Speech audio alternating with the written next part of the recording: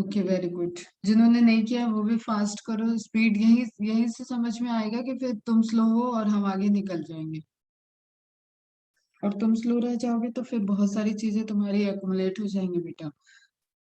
और एक चीज हमेशा एमसीक्यू सॉल्व करते वक्त ध्यान रखना कि ये सेल चैप्टर है, दिस इज द की। बार बार हम बताते हैं, ठीक है। अब हम माइटोकॉन्ड्रिया पढ़ाए तो यहाँ पे तुम्हें सेलुलर रेस्पिरेशन से भी रिलेटेड क्वेश्चन आ सकते हैं। माइटोकॉन्ड्रिया के और भी बहुत सारे फंक्शंस हैं जो तुम्हें डिफरेंट डिफरेंट लोकेशंस पे पढ़ने हैं, वो यहाँ पे बातें हो सकती हैं। माइटोकॉन्ड्रिया के कंपोजिशन की बात हो सकती है, माइटोकॉन्ड्रिया के नंबर की बात हो सकती है। क्लियर, एक ह्यूज रेंज है। क्लोरोप्लास्ट होगा तो फोटोसिंथेसिस से रिलेटेड क्वेश्चन आ सकते हैं। तो मल्टी चैप्टर्स का कनेक्टेड है ये चैप्टर।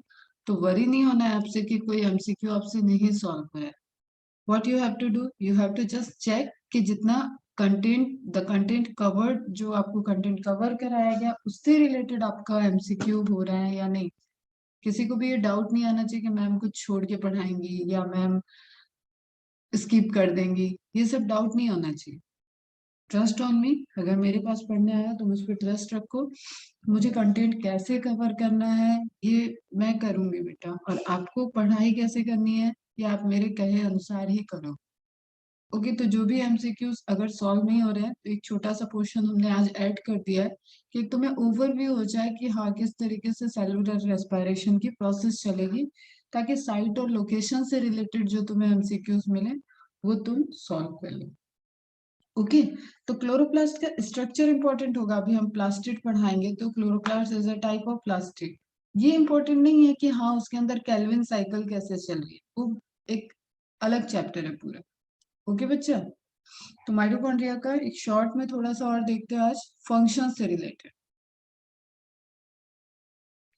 ठीक है, तो primary functions you all know कि they are involve in the aerobic respiration. Aerobic respiration, what it means, in presence of oxygen.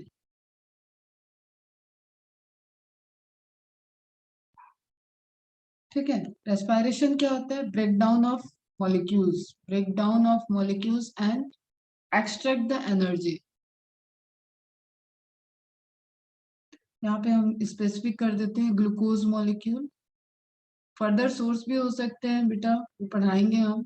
But main जो आप जानते हो कि ग्लूकोज मॉलिक्यूल को यहाँ पे ब्रेक डाउन किया जाता है, फैट के भी एंटर करते हैं, अमाइनो एसिड में एंटर करता है, प्रोटीन्स के फॉर्म में भी एंटर करते हैं, बट मेन क्या है, ग्लूकोज। ठीक है, तो break down of glucose molecule and formation of energy, अगर आप इन शॉर्ट लिखना चाहें। और ये एनर्जी कौन सी है, वही एनर्जी है जो लाइट एनर्जी की क्लोरोप्लास्ट ट्रैप करेगा, जो लाइट एनर्जी को ट्रैप करके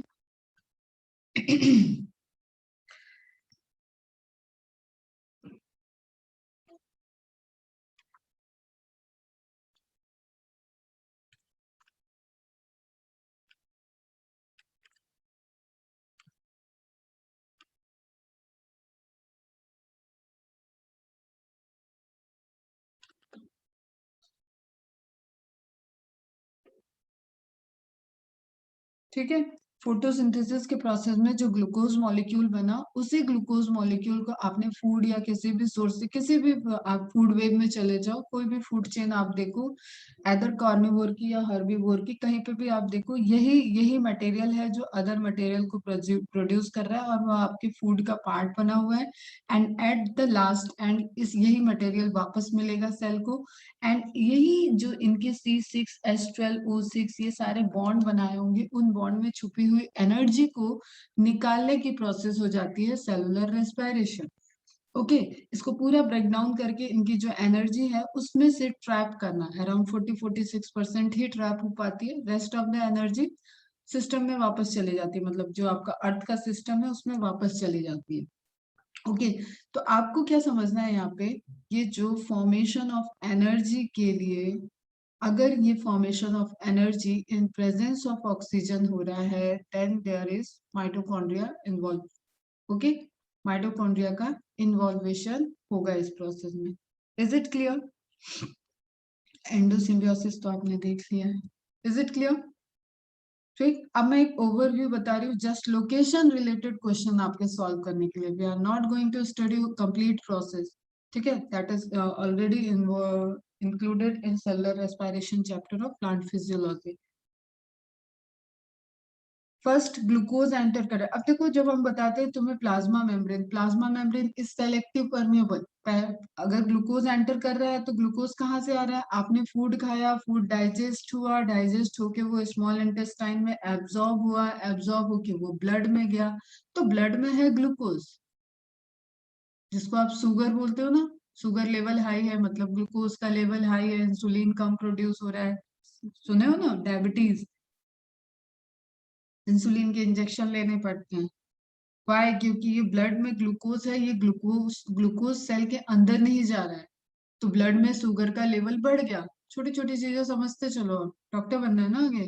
तो ब्लड में ग्लूकोज का लेवल बढ़ गया है, ग्लूकोज को अंदर करने के लिए मैंने बताया रिसेप्टर के कॉन्सेप्ट होते हैं। रिसेप्टर में इंसुलिन को बाइंड करना पड़ता है, इंसुलिन जब यहाँ पे बाइंड करेगा तो ग्लूकोज का इनटेक होगा। तो प्लाज्मा मेम्ब्रेन क्या कर रही है? ग्लूकोज को सेलेक्ट कर रही है with the binding of insulin. Simple छोटी सी बात, अभी इसको ज्यादा कॉम्प्लिकेट नहीं करना है। तो ग्लूकोज अंदर आ गया, ओके। ग्लूकोज बाहर भी जा सकता है, ग्लूकोज अंदर आया, ग्लूकोज बाहर भी जा सकता है। बट ग्लूकोज अगर ग्लूकोज 6 फॉस्फेट में कन्वर्ट हो गया, ग्लूकोज 6 फॉस्फेट में कन्वर्ट हो गया, जो कि तुम ग्लाइकोलिसिस का पढ़े होगे फर्स्ट स्टेप में, ओके। ग्लूकोज 6 फॉस्फेट में कन्वर्ट हो गया तो ग्लूकोज बाहर नहीं जा पाएगा। अब ग्लूकोज को क्योंकि हमें प्रोसेस करना था, हमने ग्लूकोज को खाया, खाने के बाद खाने से निकाला ही, अपने फूड से न्यूट्रिएंटिव वैल्यू के लिए ग्लूकोज को निकाला है कि हम उससे एनर्जी ऑब्टेन कर पाए। तो हम उसको बाहर क्यों जाने देंगे? वो ग्लूकोज के फॉर्म में है तो वो बाहर जा सकता है, हमने उसका मॉडिफिकेशन कर दिया, चेंजेस कर दिया, ग्लूकोज 6 फॉस्फेट बना दिया। अब ये जो प्लाज्मा मेम्ब्रेन थी सेल की, वो ग्लूकोज 6 फॉस्फेट को एक्स्ट्रा सेलुलर मूव करने नहीं देगी। ठीक है, हमारा काम बन गया। अब ये बाहर ही नहीं जा सकता, अब हम इसकी प्रोसेस करेंगे, and then that 10 step process is known as glycolysis. एक सिंगल झटके में नहीं हो जाएगा सब कुछ, ठीक है। अपने आप में ये 3 प्रोसेस में है मेनली, ठीक है, glycolysis, Krebs cycle and electron transport system या चेन, एक ही बात है, ईटीएस ईटीसी मेनली। ठीक है, तो लिंक रिएक्शन इसमें बीच में है, क्या होता है, कैसे होता है, वो सब हम लोग डिटेल में बात करेंगे। तो ग्लाइकोलिसिस, क्रेब्स साइकिल और केमियोस्मोसिस या आप ट्रांसपोर्ट चेन के बाद जब ऑब्टेन कर पा रहे हो, तब जाके कहीं आपको एटीपी मिल रहा है, जो आप बोलते हो कि power house of the cell. यहाँ एनर्जी का फॉर्मेशन हो रहा है, यस करेक्ट। लेकिन क्या वो इतना इजी है कि उसने ग्लूकोज को तोड़ा और निकाल लिया एनर्जी? नहीं, that is multi step process. यही बायोकेमिस्ट्री है, ठीक है, यही बायोलॉजी के अंदर होने वाली केमिस्ट्री है। तो सिर्फ आप ग्लाइकोलिसिस की बात करते हो तो दिस इज 10 स्टेप प्रोसेस। फिर एक लिंक रिएक्शन होता है। क्यों क्यों लिंक रिएक्शन नीड है हमें? क्योंकि यहाँ पे फिर से मेम्ब्रेन का सिस्टम आ रहा है, outer membrane and inner membrane, okay. इस 10 स्टेप प्रोसेस का रिजल्टेंट जो बनता है वो होता है पायरुविक एसिड या पायरुवेट। एक दिन मैंने बताया था कि अगर एक एसिड लगा होगा तो वो फॉर्मेशन फॉर्म है, अगर 8 लगा होगा तो वो फर्दर प्रोसेस में जा रहा है और वो आयनिक फॉर्म होगा। ओके बच्चा, तो पायरुविक एसिड पायरुवेट के फॉर्म में ट्रांसपोर्ट करेगा, अब इसको अलाउ करेगी outer membrane. Outer membrane pyruvate को अलाउ करती है, ग्लूकोज को अलाउ नहीं करती, इसलिए माइटोकॉन्ड्रिया के अंदर ग्लाइकोलिसिस की प्रोसेस नहीं चलती। ग्लाइकोलिसिस कहाँ होता है? साइटोप्लाज्म में होता है। साइटोप्लाज्म में ग्लाइकोलिसिस की प्रोसेस हो रही है, ओके। पायरुवेट बना, पायरुवेट अब माइटोकॉन्ड्रिया के पास जा रहा है, क्योंकि पूरा उसका फर्दर जो रिएक्शंस होना है, जो ऑक्सीडेशन होना है, जो एनर्जी प्रोड्यूस होना है, वो माइटोकॉन्ड्रिया के अंदर होना है। तो उसको सबसे पहले किससे इंटरेक्ट करना पड़ेगा? आउटर मेम्ब्रेन से। आउटर मेम्ब्रेन से इंटरेक्ट किया, अब वो कहाँ आएगा? पेरी माइटोकॉन्ड्रियल स्पेस पे। स्ट्रक्चर एकदम दिमाग में चलना चाहिए जब मैं बोलती हूँ तो। पेरी माइटोकॉन्ड्रियल स्पेस में आ गया, मतलब आउटर और इनर के बीच में। तो that is the link reaction site, okay. Outer और इनर मेम्ब्रेन के बीच में पायरुविक एसिड प्रोसेस हो गया और एसिटाइल कोएंजाइम ए में बन गया, एसिटाइल कोए में कन्वर्ट हो गया। जो लिखा है उतना बस सभी समझो, ठीक है। अब इनर मेम्ब्रेन जो है वो एसिटाइल को ए को अलाउ करती है, ना कि पायरुविक एसिड को, और that is very specific thing सारे रिएक्शंस बड़े स्पेसिफिक होते हैं आपके सेल के अंदर, उनकी पर्टिकुलर लोकेशन पे। अब जो कॉम्प्लेक्स यहाँ पे इन्वॉल्व होना है इस रिएक्शन में, जो enzymatic mechanism, that is not a single enzyme, एक पूरा कॉम्प्लेक्स इन्वॉल्व होता है, वो कहाँ, उसकी लोकेशन क्या होगी, पेरी माइटोकॉन्ड्रियल स्पेस। सिर्फ सुनते जाओ, समझते जाओगे, कुछ मैम बता रही है उससे हम रिलेट कर पाए। ओके, तो इसलिए यहाँ पे पायरुविक एसिड एसिटाइल कोए में कन्वर्ट हो गया। अब एसिटाइल कोए की परमिएबिलिटी किसके पास है, इनर मेम्ब्रेन के पास है। इनर मेम्ब्रेन से वो पास हो रहा है, मेम्ब्रेन पे नहीं रुकेगा। जो सेकंड रिएक्शन चलता है क्रेब्स साइकिल का, वो होता है मैट्रिक्स में। ठीक है, जो हमने कल बताया कि फ्लूइड ऑफ माइटोकॉन्ड्रिया, वहां पे आपका सेकंड रिएक्शन हो रहा है। तो क्रेब्स साइकिल पूरा एक साइक्लिक प्रोसेस है। कोई भी साइक्लिक प्रोसेस, ध्यान रखो, साइक्लिक तब होगा जब उस साइकिल में कुछ एंटर कर रहा होगा और उसको कोई रिसीव करेगा, जैसे ए एंटर बी रिसीव ए। ठीक है, आप गए कहीं पार्टी में गए, तो आप मेहमान हो, आप ए हो, बी ने आपको रिसीव किया जिसने पार्टी में बुलाया था। ओके, उसके बाद आपने मस्ती की सब कुछ, उसके बाद आपको बी छोड़ देगा और आप अपने घर वापस चले जाओ। That is always cyclic process. कहीं पे भी आप साइक्लिक प्रोसेस पढ़ोगे, मतलब इस विद इन साइकिल आपके इंटरमीडिएट प्रोडक्ट बन रहे होंगे, that is okay. But at the end जो भी आपको रिसीव किया था ना, उसको आपको फ्री करना पड़ेगा। ओके, ये तो आगे चला गया। अभी हम यहाँ पे अगर साइक्लिक में बात करें तो ये तो आगे चला गया, ये तो चेंज हो गया। लेकिन मेन पर्पस हमारा क्या है कि बी हमेशा फ्री होना चाहिए। बी फ्री होगा तभी तो दूसरे मेहमान को रिसीव करेगा, तीसरे मेहमान को रिसीव करेगा। Are you getting my point? तो एक ए एंटर किया था, ए की प्रोसेस हुई, क्योंकि हम तोड़ किसको रहे थे, ग्लूकोज मॉलिक्यूल को। तो ग्लूकोज मॉलिक्यूल किस फॉर्म में चेंज हो चुका है, एसिटाइल कोए में। देन क्रेब्स साइकिल में, उसके बाद हम बाद में साइकिल पढ़ेंगे पूरी, ये भी मल्टी स्टेप प्रोसेस है। Then electron transport chain. तो इस पूरे ड्यूरेशन में जो फॉर्मेशन हो रहा है, that is the formation of ATP. और ये ऐसे डायरेक्ट नहीं बन जाता है, ये कुछ मॉलिक्यूल होते हैं जो इलेक्ट्रॉन को रिसीव करते हैं, and that is same way like कि आप ये हाई एनर्जी वाले इलेक्ट्रॉन ग्लूकोज में फिक्स हैं। ठीक है, इलेक्ट्रॉन वहां पे है, उसको आपको निकालना है। तो कैसे, आप एक बॉल लेते हो ना, बॉल को अगर आपने ठप्पा मारा जमीन पे, are you no getting my point, ठप्पा। ठीक है, जैसे आपने बाउंस किया, टकराया, तो बॉल कैसे जंप करती है, पहला जंप हाई लेगी, फिर ऐसे, फिर ऐसे, फिर ऐसे, फिर ऐसे, फिर धीरे धीरे ऐसे नॉर्मल हो जाती है। ऐसा होता है क्या? बताओ।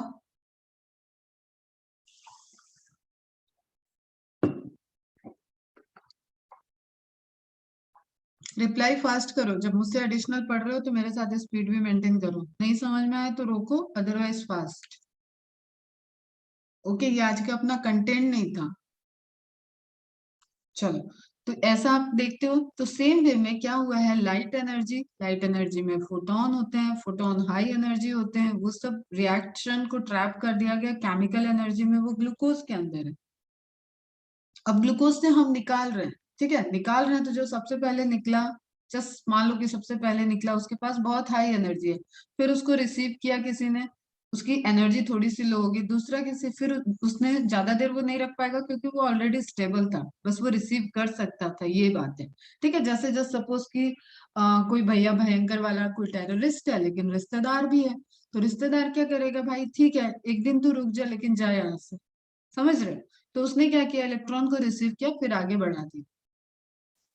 ठीक, फिर दूसरे ने रिसीव किया, आगे बढ़ा दिया। हर एक स्टेज में क्या हो रहा है, एनर्जी रिलीज हो रही है, एनर्जी रिलीज हो रही है, तो इसको कुछ ट्रैप करने के लिए मॉलिक्यूल है।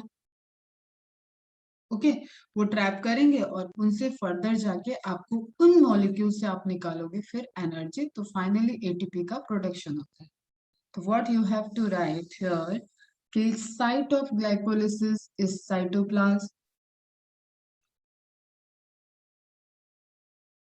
साइट ऑफ गेटवे रिएक्शन या लिंक रिएक्शन, गेट वे।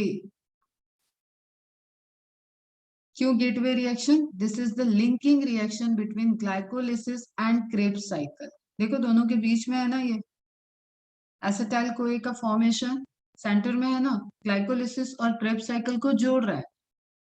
ठीक है, and then Krebs cycle matrix में, लोकेशन सब लोकेशन अभी ध्यान रखो, एंड मजे की बात देखो, जब आप किसी घर में एंटर करते हो तो पहले आप उस घर की फर्स्ट चीज से टकरा रहे हो, दैट इज इस घर का पहला चीज क्या था, आउटर मेम्ब्रेन, देन दूसरा पेरीमाइटोकॉन्ड्रियल स्पेस के बाद जो वॉल थी दैट इज इनर मेम्ब्रेन। लेकिन इनर मेम्ब्रेन ने अभी एसिटाइल कोए पे काम नहीं किया, फाइनली वर्क इनर मेम्ब्रेन पे हो रहा है, तो ईटीएस कहाँ चलता है, इनर मेम्ब्रेन पे। समझ में आई बात? ठीक है, अब number of ATP ATP in सबको कैलकुलेट कराएंगे हम बाद में। समझ में आ रहा है? तो फाइनल जो आपका ऑक्सीडेटिव फॉस्फोराइलेशन, आप बोल रहे हो कि ऑक्सीजन को लेके फॉस्फोराइलेशन हो रहा है, phosphorylation is addition of phosphate group, addition of phosphate group.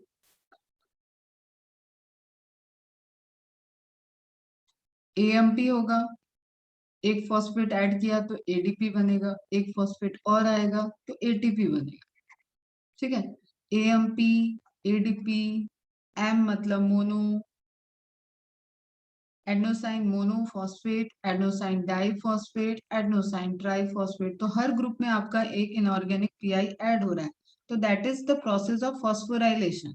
ये सब फॉस्फोराइलेट हो रहा है, ठीक है, फॉस्फेट ग्रुप का addition, addition of phosphate group is known as phosphorylation in presence of oxygen, that is oxidative phosphorylation.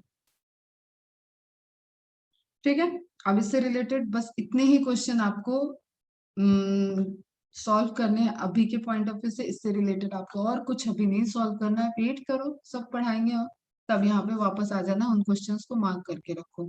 Electrons carried via NADH, यही वो मॉलिक्यूल्स हैं जो इलेक्ट्रॉन को कैरी करके रखे हैं, ठीक है, ये कैरियर्स हो गए। अब इन्हीं से फेचिंग ऑफ इलेक्ट्रॉन चलेगी, ये सब इलेक्ट्रॉन ट्रांसपोर्ट सिस्टम में जाएंगे, और ये उस तरीके से तुम चलो समझ लो बेटा, जैसे शुगर केन है, तो शुगर केन के अंदर जूस है ना बेटा, वो मशीन में जाता है, बड़ा गन्ने का जूस पीते होगे, ठीक है, तो या तो आप अपने दांतों से चबा लो तो भी आपको मिल जाएगा थोड़ा सा रस, लेकिन मशीन में गया तो आपको पूरा प्योर जूस आ जाता है, अगर वो प्योरिटी से बना रहे हैं तो वही बात है। ओके, तो ये सारी चीजें कैसे बिहेव कर रही हैं, शुगर केन की तरह बिहेव कर रही हैं, और ईटीएस आपका कैसे बिहेव कर रहा है, मशीन की तरह बिहेव कर रहा है, एंड फाइनली जो जूस है वो आपका एनर्जी ड्रिंक हो गया, तो मतलब that is the formation of ATP. Okay, ये हो जाता है प्राइम फंक्शन। देखो सब मेम्ब्रेन का खेल है, मेम्ब्रेन मेम्ब्रेन मेम्ब्रेन, क्लियर, ये मैट्रिक्स है, ये इनर मेम्ब्रेन है।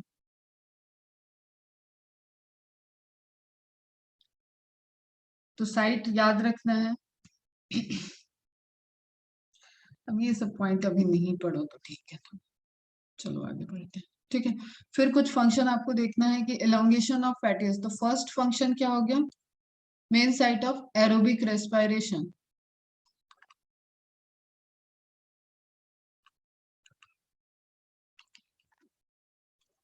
Okay, second elongation of fatty acids, synthesis of lecithin. Lecithin बताया है, क्या है लेसिथिन, बताओ फास्ट बताओ, देखें कौन बताता है। What is lecithin?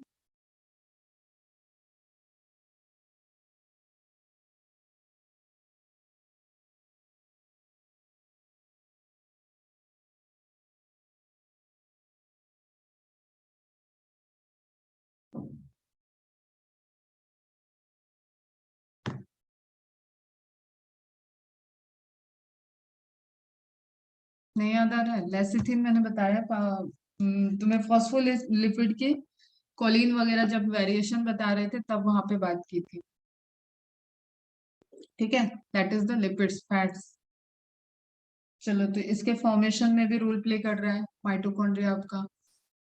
Then storage of ATP and its transport, अब जो भी एटीपी प्रोड्यूस हुई है ऐसा नहीं है कि वो तुरंत ही निकल जाएगी, एज पर रिक्वायरमेंट मूव करती रहेगी, तो वो क्या हो गया स्टोरेज, एंड जब उसको मूव करा रहे हैं, जब जब तक रखा है तो उसको बोल रहे हैं स्टोरेज, एंड जब वो मूव करने लगी जहां रिक्वायरमेंट है, जैसे हमने बताया एक्टिव ट्रांसपोर्ट, तो एटीपी की रिक्वायरमेंट कहाँ हुई, प्लाज्मा मेम्ब्रेन पे, तो प्लाज्मा मेम्ब्रेन के पास डिमांड है कि उसको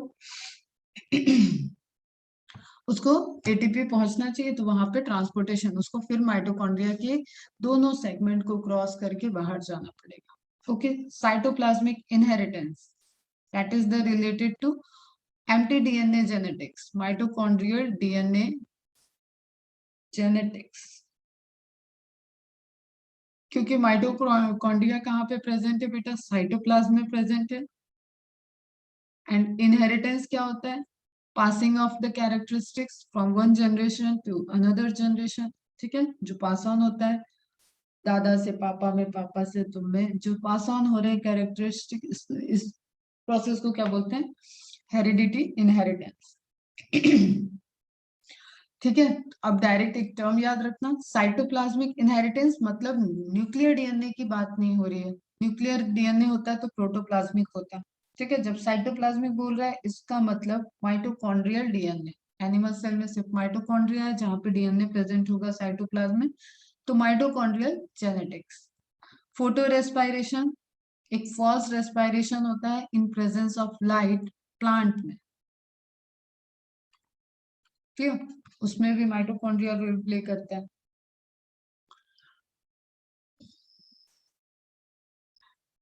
कुछ और पॉइंट्स देख लेते हैं फटाफट जो आपको यूज में इंपॉर्टेंट है।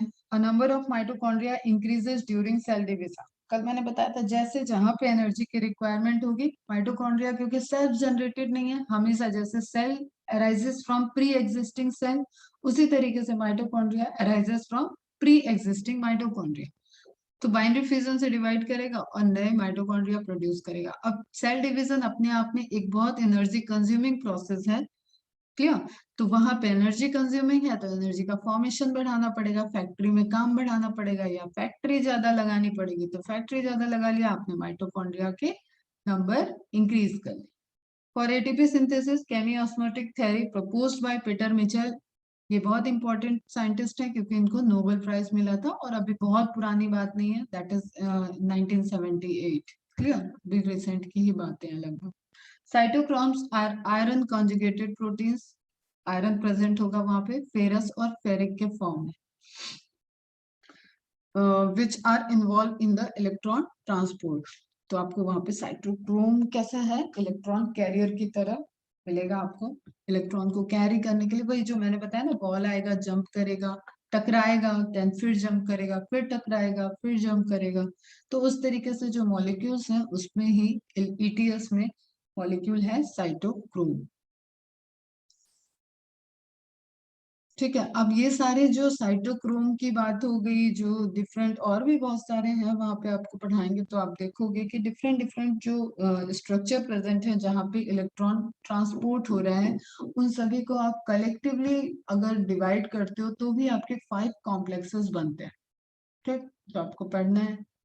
तो यहाँ पे क्या है? क्लोजली अरेंज्ड, कॉम्पैक्टली अरेंज, ताकि एक प्रोटोमोटिव फोर्स जनरेट हो पाए। एक फोर्स जनरेट होगा तभी फाइनली प्लाज्मा मेम्ब्रेन, जो मैंने टग ऑफ वॉर वाला गेम बताया कि एक टीम ए है एक टीम बी है, दोनों इस रोप को खींच रहे हैं। क्लियर? तो वो फोर्स जनरेट हो रहा है, अगर जस्ट इसको किसी ने कट कर दिया तो बी टीम इधर, ए टीम इधर। और यही जो एनर्जी है ये प्लाज्मा मेम्ब्रेन पे मेंटेन हो रही है, और ये अगर यहाँ कहीं लीकेज रहेगा, प्लाज्मा मेम्ब्रेन कंटिन्यूअस नहीं रहेगी, कहीं continuous in the sense transportation हो पाए, ठीक है, विदाउट नीडेड ट्रांसपोर्टेशन होगा तो वो लीक हो गया। ठीक, तो उस तरीके का एक कॉम्प्लेक्स चैनल होगा। एंड यहाँ पे सिर्फ और सिर्फ एटीपी सिंथेटेज कॉम्प्लेक्स के ही थ्रू H प्लस आयन बाहर आ सकता है। तो उस केस में क्या होता है कि एक पोटेंशियल चेंज होता है मेम्ब्रेन पे, एंड दैट पोटेंशियल, जैसे यहाँ पे एनर्जी निकली, वो पोटेंशियल चेंज ही इंडिकेट करता है कि प्लाज्मा मेम्ब्रेन पे कुछ तो टेंशन क्रिएट था, कुछ तो चार्ज क्रिएट थे, और उसकी वजह से एक हाई एनर्जी, वो चार्ज ब्रेक डाउन हो रहा है, पैसेज बन रहा है, एक हाई एनर्जी रिलीज होगा और फटाफट उसी को एटीपी सिंथेस कॉम्प्लेक्स आके रिलीज कर देगा, मतलब एटीपी की सिंथेसिस कर लेता है। आगे क्या वहीं पे प्रेजेंट रहे। ओके, इनऑर्गेनिक फॉस्फेट और एडीपी आएंगे। तो ये तो थी एक थोड़ी सी समराइज वे में कहानी। आई डोंट नो कितना, बहुत ज्यादा तो नहीं हम एक्सपेक्ट करते कि समझ में आएगा, बट इतना तो है कि कहीं पे मैंने बहुत टेक्निकल नाम नहीं लिए हैं, कुछ ऐसे कंपोनेंट नहीं बताए हैं, तो तुम्हें एटलीस्ट एक चीज दिमाग में आ जाए कि ग्लूकोज एंटर कर रहा है, पायरुविक एसिड बना, पायरुविक एसिड एंटर किया माइटोकॉन्ड्रिया में, क्या बना आपका? एसिटाइल कोए बना। एसिटाइल कोए गया क्रेब्स साइकिल में। यहाँ पे बहुत सारे मॉलिक्यूल्स और चेंजेस हो रहे हैं जिसमें हमें NADH2 और FADH बन रहा है। क्लियर? फिर उन मॉलिक्यूल्स को, जितने भी इलेक्ट्रॉन रिच मॉलिक्यूल, हम ये बता दें तुम्हें कि इलेक्ट्रॉन रिच मॉलिक्यूल हैं जो इलेक्ट्रॉन करियर की तरह हैं, कैरी करके रखे हुए हैं, उन सभी से इलेक्ट्रॉन्स को एक पूरा सिस्टम ETS फेच करेगा। एंड इस फेचिंग ऑफ इलेक्ट्रॉन में H+ आयन का ग्रेडियंट जनरेट होगा और ये H+ आयन ही रिस्पॉन्सिबल है फॉर द ATP सिंथेसिस। और इसी के लास्ट स्टेप में, यहाँ पे जब ETS चलता है तो लास्ट स्टेप में ऑक्सीजन दादा की एंट्री होती है। तो एक ये ब्रीफ समरी ध्यान में रखो, बाकी इस पे अभी टाइम देने का कोई सेंस नहीं है, पूरा चैप्टर बैठा हुआ है, वहीं पे पढ़ेंगे। माइटोकॉन्ड्रिया से रिलेटेड कुछ और इन्फॉर्मेशन, स्क्रीनशॉट ले लो। Mitochondria are said to help in the formation of योग। योग जानते हो? एग खाया है, एग का येलो वाला पार्ट। ठीक है, तो योग मीन्स किसी भी एग का, अब वो तो आपने एज अ फूड यूज कर लिया तो वो बाहर आ गया, अगर वो बर्ड के ही पास रहता तो वो उसका हैचिंग करती और उसके नए वहां पे बेबी बॉर्न हो जाते। तो सेम वे में उस एग के डेवलपमेंट, सेम चीज आपको ये समझनी है कि उस एग के डेवलपमेंट के टाइम में कि उससे जो नया जनरेशन, नया बर्ड बनने वाला है, उसको जो फूड चाहिए विद इन द शेल। ठीक है, एक जो एग है वो भी एक सिंगल सेल होता है बेटा। ठीक है, उसके शेल के अंदर जो डेवलपमेंट चाहिए, वो डेवलपमेंट के लिए न्यूट्रिशन योग के पास होता है। तो योग के फॉर्मेशन में भी रोल प्ले करता है माइटोकॉन्ड्रिया। ओके। ओवम, ओवम मतलब female gamete. They convert into योग स्टोरिंग बॉडी। होसबूम साइंटिस्ट हैं, आइसोलेटेड मेटाबॉलिकली एक्टिव माइटोकॉन्ड्रिया। वही लिविंग माइटोकॉन्ड्रिया, मेटाबॉलिकली जिसमें रिएक्शन चल रहे हैं, उसको आइसोलेट करके बाहर निकाल दिया। ATP synthetase, ATP synthetase 15% of the total inner membrane protein, absent in RBC and anaerobic eukaryote. RBC को कोई नीड नहीं है, वहां पे माइटोकॉन्ड्रिया प्रेजेंट नहीं होगा।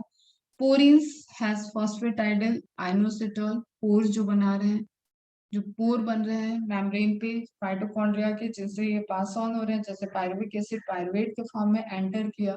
क्लियर? वो सभी क्या है? फॉस्फेटाइडल आइनोसिटल कंपोजिशन है इनके बने हुए structure. Surface area of inner membrane, क्योंकि फोल्ड है तो हमेशा वो आउटर एरिया, आउटर मेम्ब्रेन से सरफेस एरिया हमेशा इनर मेम्ब्रेन का हाई होगा, क्योंकि वो उतने ही उसी साइज में, देखो ये आउटर बाउंड्री के अंदर ही है, तो इसी साइज के अंदर उसने कई सारे फोल्ड बना दिए। तो सिंपल क्वेश्चन है, 10 to 15 times more than the outer membrane of mitochondria. Is it clear? कोई क्वेरी?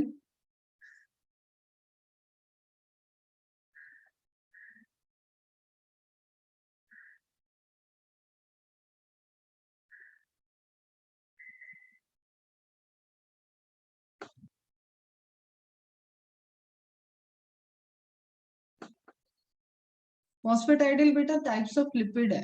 ठीक है, phosphatidyl inositol it is a type of lipid, मतलब लिपिड में बने हुए पोर के लिए लिख लो। लिपिड लेयर में पोर जो बना रहे हैं, lipid layer, pore in lipid layer,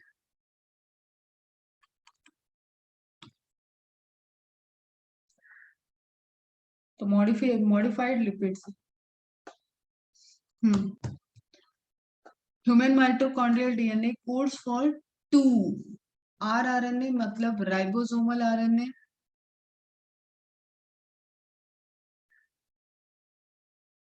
and tRNA मतलब ट्रांसफर आरएनए, mRNA, अब उसको बाहर लिखना, ऊपर अगर लिखना है पता है तो कोई बात नहीं, मैसेंजर आरएनए। ठीक है, जैसे फेसबुक मैसेंजर वगैरह होते हैं ना, जो मैसेज लेके आ रहा है, जो डीएनए से मैसेज लेके आने वाला है, दैट इज mRNA। इसलिए उसको क्या बोलते हैं, मैसेंजर आरएनए। तो ह्यूमन माइटोकॉन्ड्रियल डीएनए, एम्प्टी डीएनए मतलब mitochondrial DNA codes for 2 rRNA molecule and 22 tRNA molecules.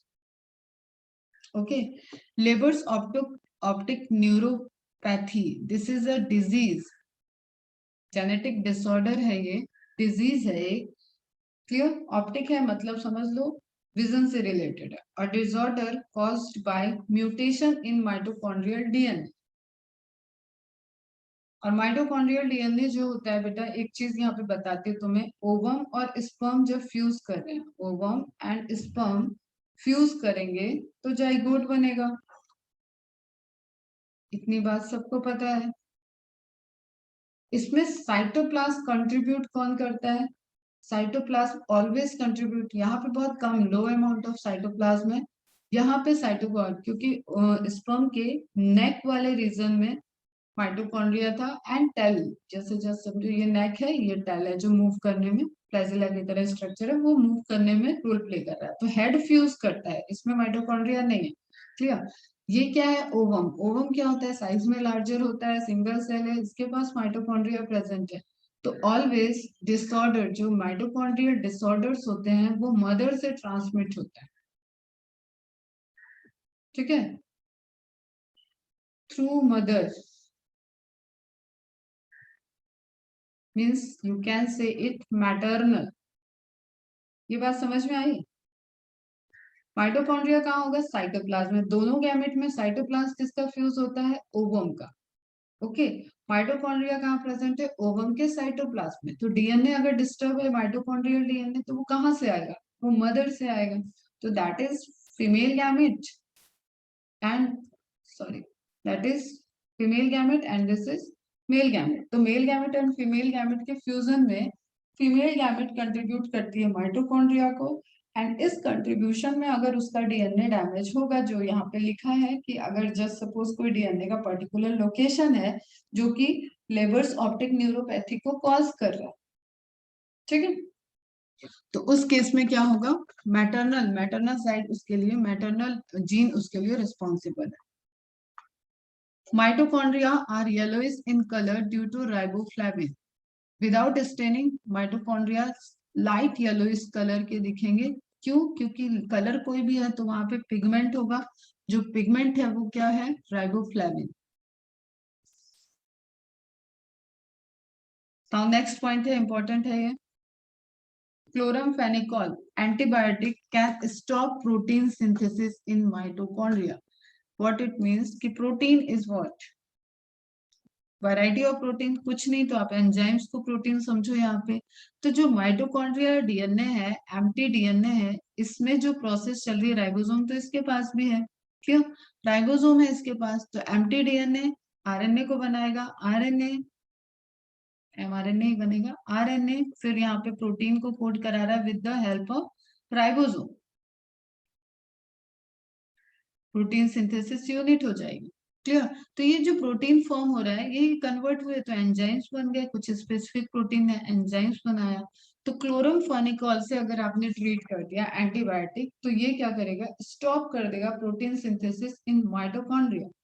तो just you can relate it with कि कोई भी चीज जो आपका हैजार्डस हो चुका है, जैसे जैसे एक एग्जांपल ही दे रही हूँ, ठीक है, आपको सेल डिवाइड कर रही है, अनकंट्रोल ग्रोथ कर रही है, कैंसरस सेल्स, ये कहने की बात है, ऐसा नहीं कि अप्लाई हो जा रहा है और यूनिवर्सली, ये एक एंगल है। तो कैंसर सेल्स को अगर ट्रीट कर दिया क्लोरमफेनिकोल से, तो उसकी माइटोकॉन्ड्रिया के खुद की प्रोटीन सिंथेसिस की मैकेनिज्म रुक जाएगी। तो कैंसरस सेल्स का एक अप्रोच है कि हाँ, इससे प्रोसेस रुक जाएगा, एटीपी सिंथेसिस रुकी तो उनको जो चाहिए, लेकिन वो उल्टा करती है, वो क्या करती है, वो नॉर्मल सेल को फिर इनगल्फ करने लगती है, नॉर्मल सेल के हिस्से का न्यूट्रिशन लेती है। तो देयर आर मल्टीपल वेज कि वो कैसे डील करती है। I am just giving you an example कि आपको किसी भी हार्मफुल सेल की, समझो कोई भी हार्मफुल सेल है जो आपके लिए ठीक नहीं है, उसको आप एंटीबायोटिक ट्रीटमेंट कर रहे हो, तो आपका ये क्लोरमफेनिकोल एंटीबायोटिक क्या किया, उसके माइटोकॉन्ड्रिया की सिंथेसिस, प्रोटीन सिंथेसिस मैकेनिज्म पे वर्क कर गया।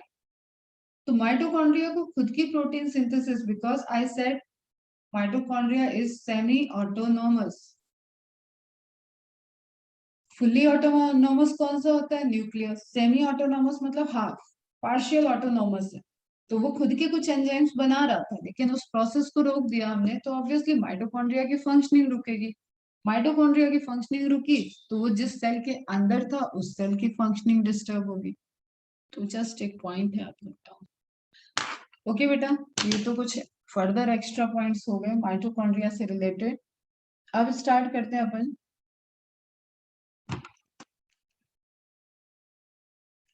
प्लास्टिड को। ठीक है, नेक्स्ट सेल ऑर्गेनेल, जो लार्जर सेल ऑर्गेनेल है उसको हम देखना है, और सेमी ऑटोनोमस है, दैट इज प्लास्टिड।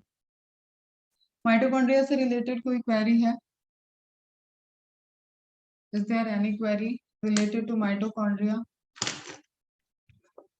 अच्छा, एक इंफॉर्मेशन और तुम्हें मिली होगी कि मैमेलियन माइटोकॉन्ड्रिया में राइबोसोम 55S का होता है, ये कहीं नोट डाउन कर।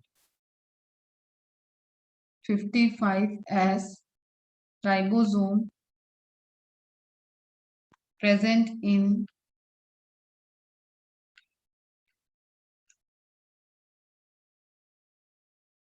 mammalian eukaryotic cells। ठीक है, राइबोसोम पढ़ाते तो ये पॉइंट आ जाता, बट माइटोकॉन्ड्रिया के पॉइंट ऑफ व्यू से देख रहे हो तो 55S ribosome present in mammalian mitochondria in eukaryotic cells.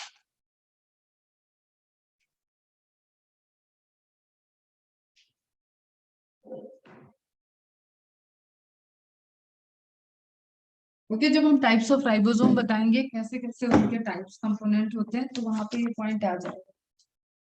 अब हमें देखना है प्लास्टिड। प्लास्टिड आपको एनसीईआरटी की पेज नंबर 135 पे दिया हुआ है। क्लियर? और जो पॉइंट्स हैं स्टार्टिंग के, जहां से हम शुरू कर रहे हैं, दैट इज एनसीईआरटी पॉइंट्स। तो जस्ट मार्क करो और आगे बढ़ो।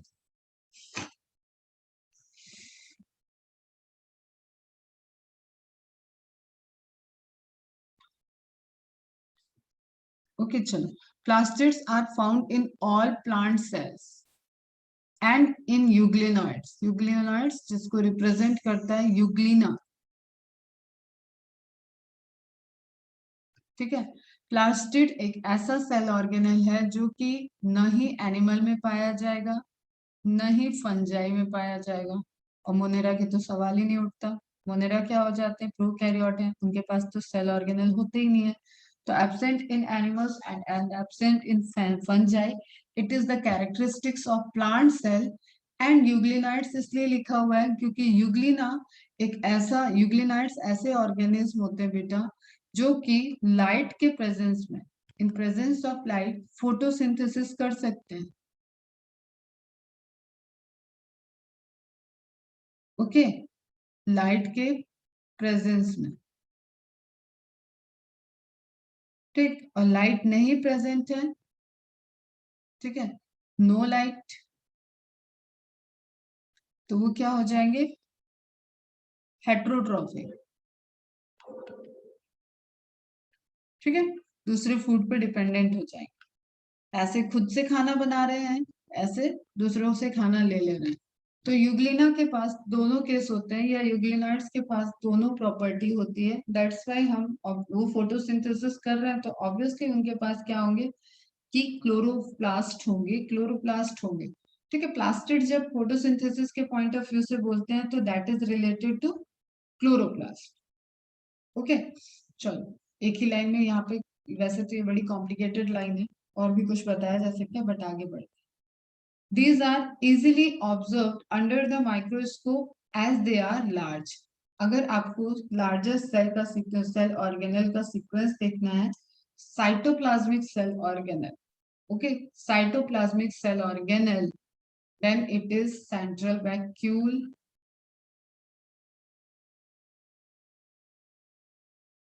ठीक है, सेंट्रल वैक्यूल को नहीं इंक्लूड करेंगे, अगर दिया है ऑप्शन में तभी इंक्लूड करेंगे। ऑर्गेनेल की बात करते हैं तो आप फंक्शनल की बात करते हैं। सेंट्रल वैक्यूल एक तरीके से स्टोरेज है। तो आपका लार्जेस्ट आ जाता है साइटोप्लाज्मिक में प्लास्टिड, देन माइटोकॉन्ड्रिया।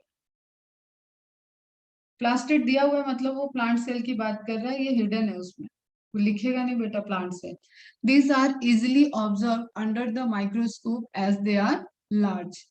ठीक, साइटोप्लाज्मिक बोला है, अगर सेल का बोलेगा तो क्या आ जाएगा, central vacuole, then nucleus, then plastid. Cell के अंदर के स्ट्रक्चर पूछेगा तो सबसे मैच्योर सेल में, मैच्योर प्लांट सेल में देखो, अब सेंट्रल वैक्यूल वेरी करती है, मैं इसलिए यहाँ पे रुक गई थी बताते बताते। मेरिस्टेमेटिक होगा तो सेंट्रल वैक्यूल नहीं दिखेगा। तो सब बात की बातें हैं, पढ़ते रहोगे धीरे धीरे। अभी इतना समझो कि प्लास्टिड, माइटोकॉन्ड्रिया और न्यूक्लियस में अगर आपको क्वेश्चन में हायरार्की सेट करनी है तो लार्जर इन साइज है न्यूक्लियस, लेकिन जब तक उसने सेल नहीं बोला है, उसने प्रोटोप्लाज्मिक सेल ऑर्गेनल नहीं बोला है, तब तक तो आप न्यूक्लियस को छुओगे भी नहीं। Okay, until and unless examiner asks about the largest cell organelle of a cell। ठीक, अदरवाइज साइटोप्लाज्म पूछ रहा है, एनिमल सेल होगा तो माइटोकॉन्ड्रिया, प्लांट सेल होगा तो largest cell organelle is plastid.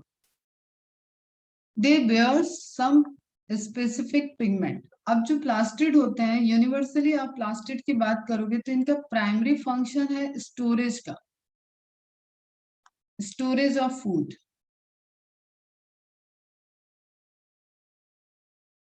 और जो आप जानते हो दैट इज कि प्लास्टिड फोटोसिंथेसिस करते हैं, ऐसा नहीं। प्लास्टिड के बारे में थोड़ा छोटी क्लास से कंफ्यूजन लेके आते हैं बच्चे। तो प्लास्टिड में क्लोरोप्लास्ट सिर्फ है जो फोटोसिंथेसिस कर रहा है, फॉर्मेशन ऑफ फूड कर रहा है। ठीक है,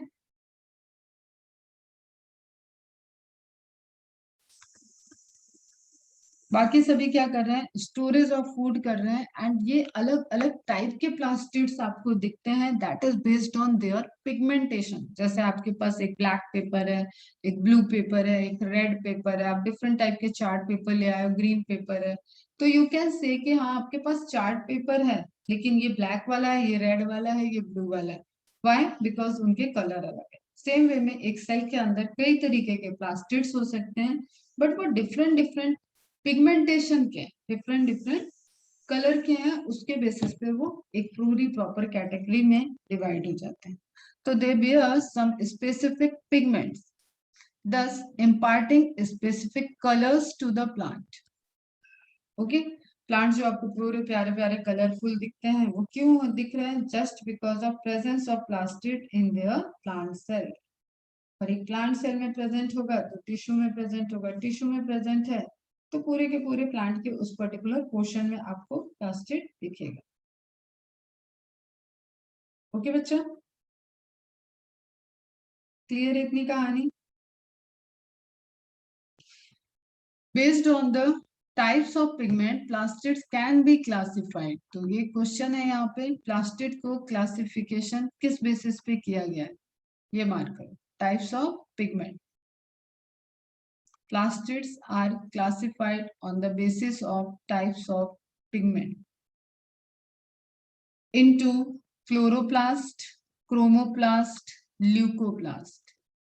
सिंपल सी कहानी है, ग्रीन तो क्लोरोप्लास्ट, व्हाइट बायो में कुछ व्हाइट नहीं होता है तो वो ऑफ व्हाइट, पेल येलो सब इसमें आ जाता है, क्रीमिश कलर जिसको आप बोलते हो। तो ल्यूकोप्लास्ट, इन दोनों के अलावा कुछ भी जितने आपको सतरंगी कलर दिख रहे हैं वो सभी क्या है, except all colours are chromoplast. ठीक है, तो आपको जो फूड वेजिटेबल्स का कलर, जो आपको डिफरेंट डिफरेंट फ्रूट्स का कलर दिख रहा है, that is because of chromoplast, except green and white colour.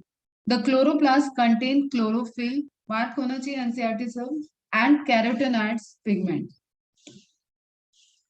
ठीक है, ये एसेसरी पिगमेंट होते हैं कैरोटेनॉइड, क्लोरोफिल मेन पिगमेंट होता है। फोटोसिंथेसिस का मेन सेंटर जो फोटोसिंथेसिस सिस्टम बनेगा वो क्लोरोफिल बनाएगा। लेकिन ऐसा होता है ना कि हाँ, एक होता है कि भाई ये लीडर है, ये काम करेगा, एक होता है कि उसके अगल बगल भी हैं, वो हेल्प कर रहे हैं कि उसको जो चीज चाहिए वो उस तक पहुंचाए। तो क्लोरोफिल को क्या चाहिए, लाइट चाहिए, लाइट एनर्जी चाहिए, फोटॉन्स चाहिए। ठीक है, तो सबने रिसीव किया और दे दिया। क्लोरोफिल को दे दिया, वो बीच में बैठा हुआ। सेम एज में देखो तुम्हारे घरों पे वो डिश टीवी की छतरी लगी है ना बेटा, सबने देखी होगी ये छतरी। इसके बीच में आप देखो तो एक ऐसे डिवाइस लगी होती है, ठीक है। वाई दिस, इसको क्यों यूज कर रहे हैं?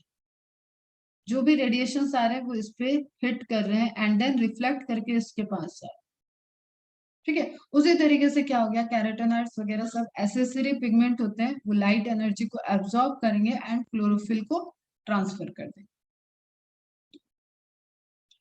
Clear? which are responsible for trapping light energy which is essential for the photosynthesis. Is it clear? Mark हो गया सबका? एनसीईआरटी मार्क हुई?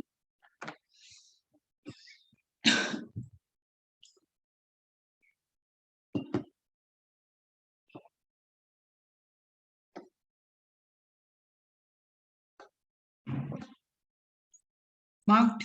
Okay, very good.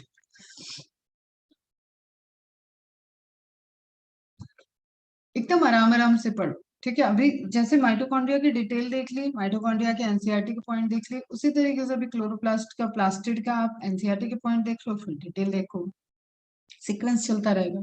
In the chromoplast, chromoplast मतलब कलर्ड वाले, fat soluble carotenoid pigments like carotene, xanthophyll and others are present.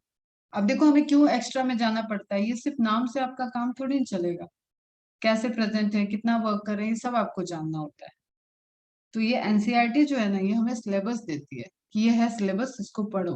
तो carotenoid pigment chromoplast के अंदर क्या है, फैट सॉल्युबल कैरोटीनॉइड। अब ये पॉइंट है और ये एमसीक्यू बन जाता है, ठीक है। Fat soluble carotenoids are carotene, xanthophyll, clear? This gives the part of the plant a yellow, orange और रेड कलर। आप एक लीफ को देखो, एक लीफ जैसे जैसे एजिंग को शो करती है, जैसे जैसे उसके कलर चेंज होते हैं, वो येलोइश होती जाती है, ठीक है। शेड ऑफ करने के पहले वो पूरी येलोइश ब्राउनिश सी होती रहती है। तो आपको क्या दिख रहा है, पहले जो ग्रीन थी वो ग्रीन से डिफरेंट डिफरेंट कलर में चेंज हो गई। या और आप देखो, कोई लीफ आपने देखा होगा, उस लीफ में पर्टिकुलर बेस जो है वो ग्रीन कलर का है, लेकिन उस पे बहुत से डॉटेड डॉटेड पिगमेंट दिख रहे हैं आपको। डेकोरेटिव लीव्स प्लांट्स में ये सब आते हैं, ठीक है। आपको उसमें व्हाइट पिगमेंट दिख सकता है, आप उसमें रेड पिगमेंट देखते हो, उसमें ब्राउन पिगमेंट देखते हो, येलोइश पिगमेंट देखते हो। तो डेकोरेटिव प्लांट्स हो जाते हैं, सजाते हैं लोग उसको। ओके, लेकिन बेस उनका क्या है, ग्रीन है। तो पिगमेंट्स का गेम है कि वो जो आपको कलर दिख रहा है वो आपको क्यों दिख रहा है, तो वो पिगमेंट्स आपको थोड़े से पढ़ने पड़ेंगे। The leucoplast are the colourless, colourless का मतलब पानी नहीं, कलरलेस का मतलब off white, creamish colour, of varied shape. कुछ नहीं, इसको हमेशा ध्यान रखो, पोटैटो यहाँ दिया हुआ है ना, इसी से ध्यान रखो। पके हुए आलू का, पका हुआ आलू क्या होता है, जो तुम खाते हो वो मैच्योर आलू है, ठीक है, पका हुआ आलू है। जब वो रहता है, क्रॉप उसकी बनती है, तो वो ग्रीन कलर का होता है। तो here is the conversion between the chloroplast and leucoplast. ये एग्जांपल है, पूछा जाता है। क्लोरोप्लास्ट ल्यूकोप्लास्ट में कन्वर्ट होता है पोटैटो के मैचुरेशन के time. The leucoplast are the colourless plastids of varied shape, different different shape होगा। और अगर एक देखो, आपने जैसे पढ़ाया ना मैंने, plastids are the largest cell organelle of cytoplasm. Okay, अब सेल ऑर्गेनेल पूछा तब तो आप हीरो बन रहे हो, प्लास्टिड कर दिया आपने। अब प्लास्टिड के ही एग्जांपल दे दिया, leucoplast, chloroplast, chromoplast, plastid, leucoplast, chloroplast, chromoplast. तो आप तो प्लास्टिड टिक करके आ जाओगे, ठीक है। नहीं, उसने प्लास्टिक के अंदर ले गया, वो क्वेश्चन में आपसे उसके अंदर की इंफॉर्मेशन अब और डेप्थ की पूछ रहा है। Then the answer is leucoplast. मतलब among all the plastids, leucoplast are the largest in size. Leucoplasts are the colorless plastids of varied shapes and size with stored nutrient. मैंने बोला मेन फंक्शन क्या है plastid का, store करना, food को store करना, nutrients को स्टोर करना। सिर्फ क्लोरोप्लास्ट है जो सिंथेसिस भी कर रहा है। जैसे आप पोटैटो का देखो, तो पोटैटो में आप क्या, लोग आलू खाते हैं, बोलते हैं ना कि आलू खाओगे आलू जैसे हो जाओगे।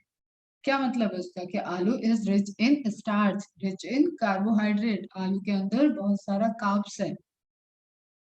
क्लियर? तो amyloplast store carbohydrates, starch, potato, example हो गया। Elaioplast stores oils and fat.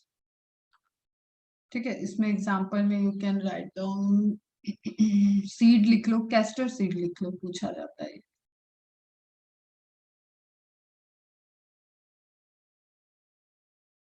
ठीक है, या आप वो मूंगफली के दाने देख रहे हो, ग्राउंड नट, वो भी आ जाता है यहाँ पे।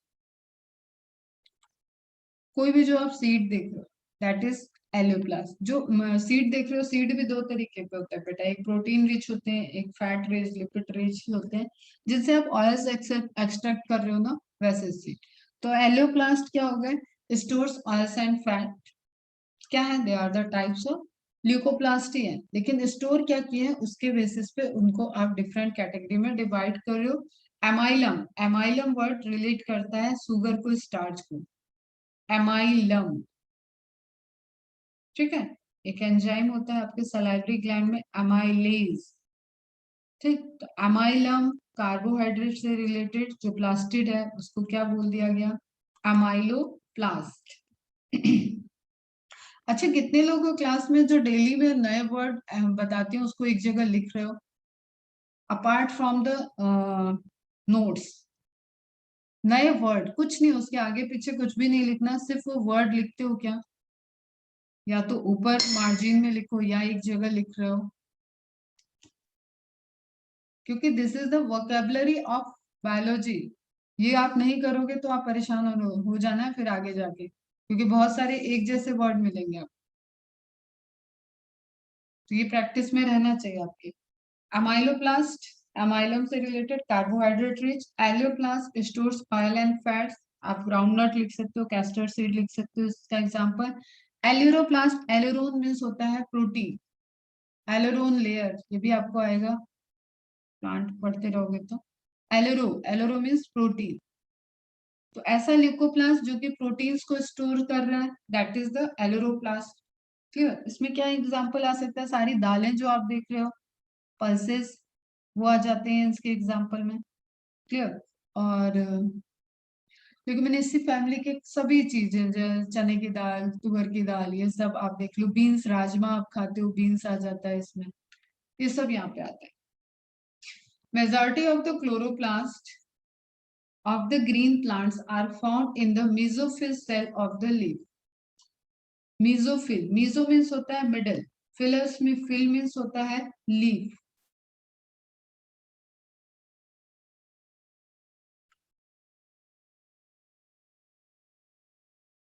Phyllis means actually leaf होता है, तो fill means fill is related to leaf. Clear? Leaf के बीच में, मतलब लीफ का एक अपर सरफेस हो गया, लीफ का, अब ये हम लोअर नहीं बना रहे बेटा, ठीक है, ये भी अपर है। लीफ का अपर लोअर क्या हुआ, जब आप ऊपर से देख रहे हो, ठीक है, आप ऊपर से देख रहे हो, 2D यहाँ पे बन नहीं सकता, इसलिए हम बता रहे हैं आपको। जैसे जस्ट सपोज ये लीफ है, ये लीफ की मार्जिन है, उसकी थिकनेस है, थिकनेस बना दी मैंने, ठीक है, इसको डबल लेयर दिखा दिया, तो ये तुम्हें ऊपर से दिख रहा है, ये तुम्हें नीचे से दिख रहा है, समझ रहे हो? तो ये अपर सरफेस हो गया, ये लोअर सरफेस हो गया।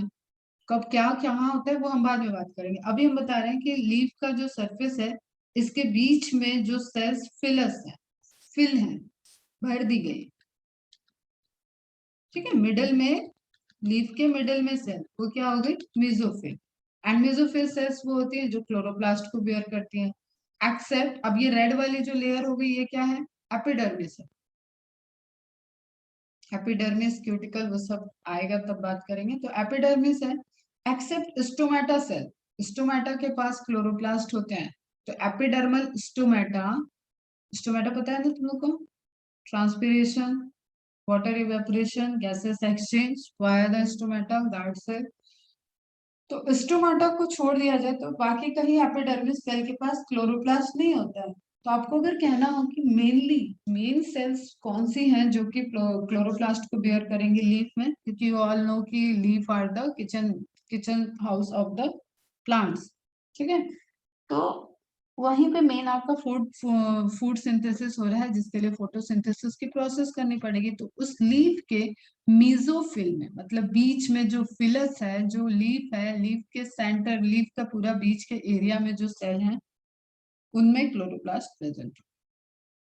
Is it clear?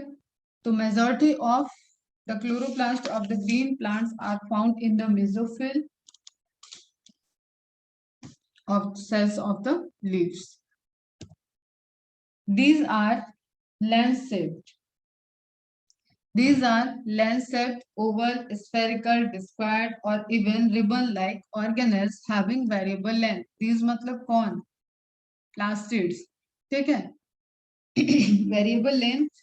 ये सारी, एक तो लेंथ वाली चीज जो है ना, जैसे आपका सेल चैप्टर कंप्लीट होगा ना, तो आप या तो एक, पहले मत बनाओ फिर तुम्हें आइडिया नहीं लगेगा अभी, तो लास्ट में एक टेबल आपकी होनी चाहिए जहां सिर्फ आप साइज को, जितने एनसीईआरटी में साइज आई हैं, डेटा बेस्ड क्वेश्चन, क्योंकि आपको याद नहीं करना होता, ये रिवाइज होके ही आपको समझ में आएगा। इसको बैठ के रटने बैठोगे 5 to 10 micrometre, 5 to 10 micrometre, 5 to 10 micrometre, ऐसे 20 बार बोलोगे तो पता चला माइक्रोमीटर की जगह वहां मिलीमीटर दे दिया और तुम्हें 5 10 याद रह गया और माइक्रो गायब हो गया। तो ऐसा नहीं करना आपने। ठीक है, तो लास्ट में एक टेबल बना लोगे जिसमें सभी, जितना एनसीईआरटी बेस्ड आपको साइज दिया हुआ है उसको आप नोट डाउन कर लो। ओके, तो 5 to 10 माइक्रोमीटर लेंथ है एंड विड्थ है 2 to 4 माइक्रोमीटर। Again that is resembles to prokaryotic cells. ठीक है, तो सिम्बियोटिक थ्योरी को प्लास्टिड के लिए भी हम कहते हैं। Their number varies from 1 per cell of the chlamydomonas. Chlamydomonas is the unicellular green alga. अब ग्रीन एल्गा लिखा है ना, यहाँ पे यूनी और ऐड कर लो, यूनिसेलुलर ग्रीन एल्गी है। 2, तो एक एक सेल है, एक क्लोरोप्लास्ट है उसमें। 20 to 40 per cell in the mesophyll. अभी मैंने मेसोफिल बताया, तो मेसोफिल में कितना हाई हाई क्लोरोप्लास्ट कंटेनिंग है, तो 20 to 40। Like mitochondria, the chloroplasts are also double membrane bound. Double membrane structure है because it is semi-autonomous. और तुम्हारे पास तो की है समझने के लिए कि कहाँ कहाँ डबल मेम्ब्रेन है।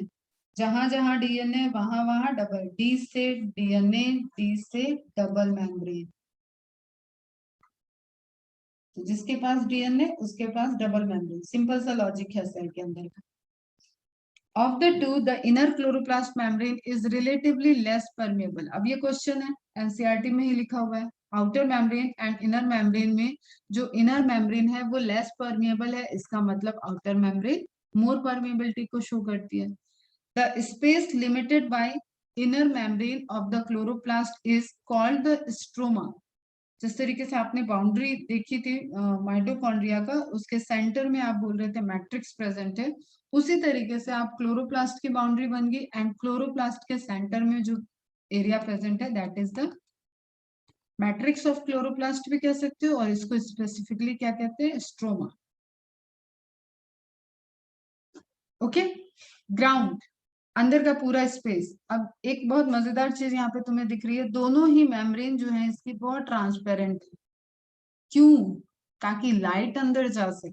ठीक है, तुमने पढ़ा होगा ना, transparent material, translucent material, opaque material. Clear? तो ये क्या है, ट्रांसपेरेंट इन नेचर है। क्यों बेटा? क्योंकि जो आपको क्लोरोप्लास्ट चाहिए वो ना आउटर मेम्ब्रेन पे है, ना इनर मेम्ब्रेन पे है, ना ही स्ट्रोमा में है। वो कहाँ प्रेजेंट है, वो ये क्वाइन लाइक स्ट्रक्चर जो दिख रहे हैं यहाँ पे प्रेजेंट है, और वो भी इसकी मेम्ब्रेन पे। हम आएंगे वन बाय वन बात करते हैं, डिटेल में देखेंगे तब आएगा ये सब। अभी एनसीईआरटी के अकॉर्डिंग हम देख रहे हैं, तो हमें यहाँ पे एक पॉइंट दिख रहा है कि आउटर मेम्ब्रेन, पहले लेबलिंग देख लेते हैं क्योंकि एग्जाम में आएगा तो यही इमेज आएगा। आउटर मेम्ब्रेन, इनर मेम्ब्रेन, क्या बोलते हैं बेटा इसको? कोई इसका नाम बता पाएगा? दोनों मेम्ब्रेन के बीच में जो स्पेस है इसको क्या बोलते हैं? चलो नामकरण करते हैं इसका, देखते हैं कौन क्या नाम देता है। सभी जरा नाम दो तो इसको।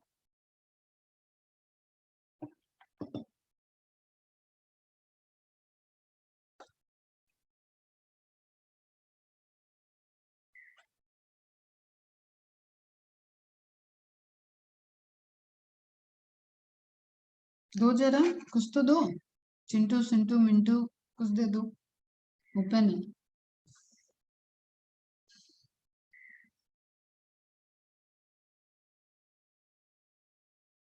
तब तक हम तुम लोग के नाम देख लेते हैं, क्या पता इसी में से कोई नाम हमें पसंद आ जाए। आर्या, आर्यन, देवाशीष, एकता, इरा, हर्षिता, इकरा, जानवी, जेहाना, मैत्रेय, मृणाल, नेहल, नुपुर, प्रज्वल, प्रमेश, रोहन, सफा। बेटा आप नए स्टूडेंट हो क्या? सफा, मंगा, सानिका, सानिका, सान्या, साइना, श्रेया, श्रुति, सिद्धि, सिद्धि, स्नेहा, सोहिनी, सुभान, सुनील, सुनील आप भी न्यू स्टूडेंट हो क्या? स्वर्णी, तान्या, तन्वी, तन्वी, वरुण, वेदांत, वेदिका, विधि, विशाखा, योगीराज। बेटा नए स्टूडेंट थोड़ा मुझे बता दिया करो कि हम नए हैं, मैडम तो फ्लो में पढ़ाएंगी। इंटर मेम्ब्रेन स्पेस, बिल्कुल करेक्ट, सही नाम आया है। पेरीप्लास्टिड स्पेस, ये भी करेक्ट है, जैसे आपने बोला था पेरी माइटोकॉन्ड्रियल स्पेस, बस इसमें ईयर लग जाएगा, पेरीप्लास्टिडियल स्पेस। ठीक है, बट वेरी गुड, इतना आपका सोच चलना चाहिए, इतना आपको पता चलना चाहिए। मैम ने बताया दो मेम्ब्रेन के बीच में स्पेस जो है उसको कुछ नहीं तो आप कह सकते हो inter membrane space, inter membranes space. ठीक, अब किसके चारों तरफ है, वहां पे था पेरी माइटोकॉन्ड्रियल स्पेस, ये क्या है प्लास्टिड, तो पेरी प्लास्टिडियल स्पेस।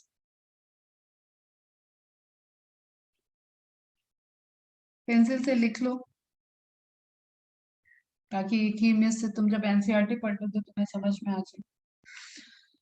फिर हम देखते हैं, चलो फर्स्ट हमने देखा आउटर मेम्ब्रेन, सेकंड हमने देखा एक स्पेस बनेगा दोनों के बीच में, थर्ड हम देख रहे हैं inner membrane. Now what, now cavity, cavity आ गई आपकी पूरी, क्या है स्ट्रोमा।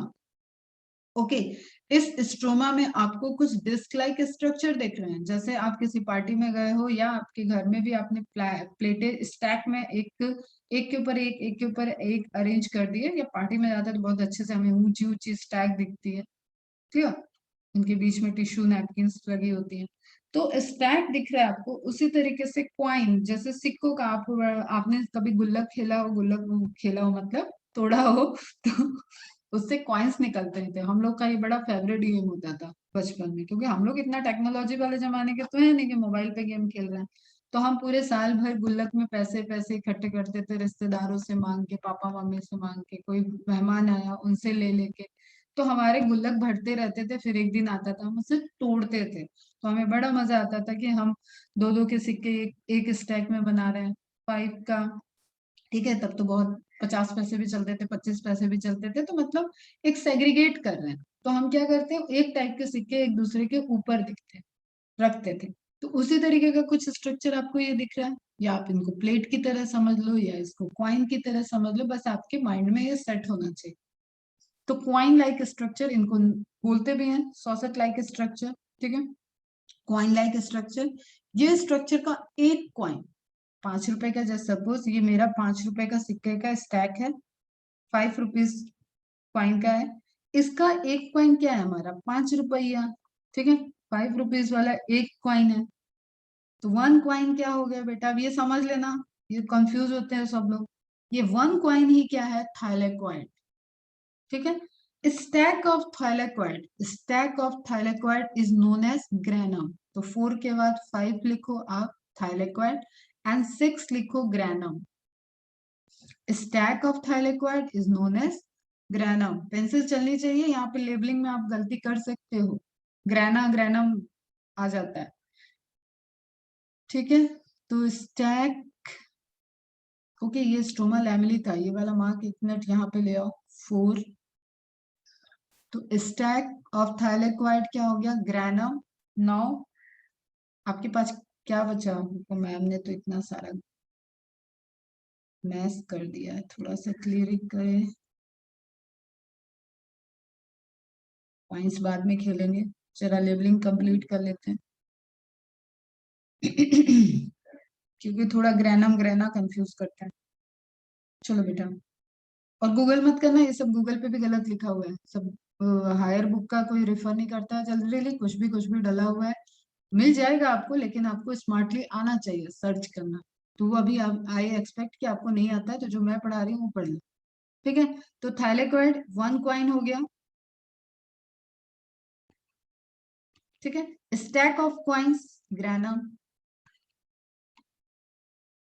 जो बेसिक्स पढ़े हैं उनको ये चीज बताई हुई मैंने। And then group of granum, group of granum, इसको कर लिया 3 4, ये भी डिलीट करते हैं।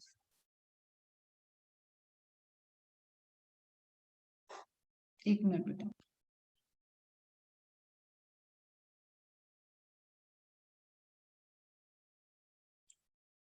4 नंबर आपको देना है जो मैट्रिक्स में बना, मैट्रिक्स है, ठीक है, मतलब ग्राउंड हो गया पूरा थैलेकॉइड क्लोरोप्लास्ट के अंदर का। फिर क्या बता रहे थे हम, हाँ ग्रैनम, तो group of granum, group of granum, तो कई सारे आपको कॉइन्स दिख रहे हैं बेटा, कई सारे आपको कॉइन्स के स्टैक दे रहे हैं, that is known as granum. Okay, मतलब ये 1 2 3 4 5, ये क्या है, ये सब है ग्रैनम। एक स्टैक की बात कर रहे हो तो ग्रैनम, एक कॉइन की बात किया तो थैलेकॉइड।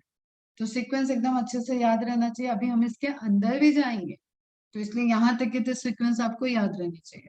अब क्या बचा, stroma lamellae, lamellae is what, ribbon like structure, 4 5 6 7, ठीक है। रिबन लाइक स्ट्रक्चर मैंने बताया कि कोई भी फ्लैट एंड स्ट्रक्चर आपको दिखे तो आप उसको लैमेली बोल सकते हो। अब देखो लैमेली के अलग अलग नाम है, तो जब लैमेली के नाम आएंगे तब आप उसको देखना।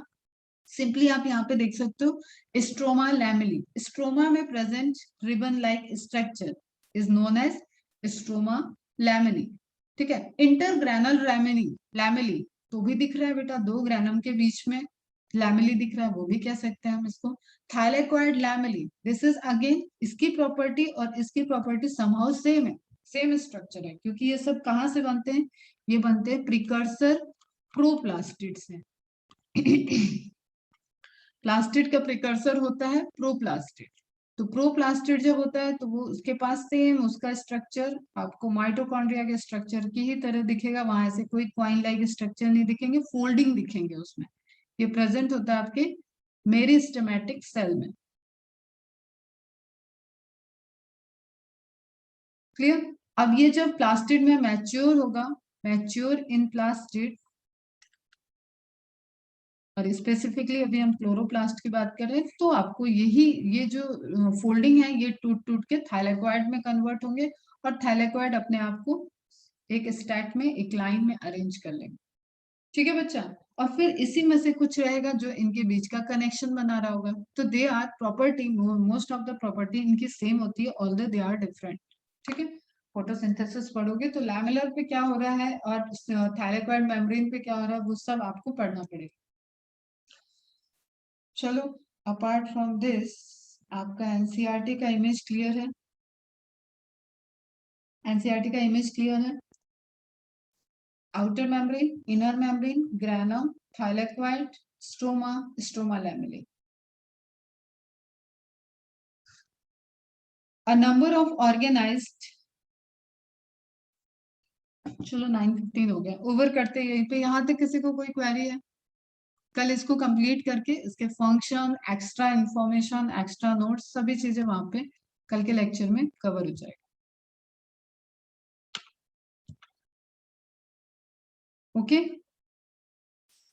तो एनसीईआरटी के भी दो, एक पॉइंट रह गया, एक पैराग्राफ रह गया, इसको कवर करते हुए हम लोग कल एक्स्ट्रा पॉइंट्स देखेंगे। कोई क्वेरी है बच्चों?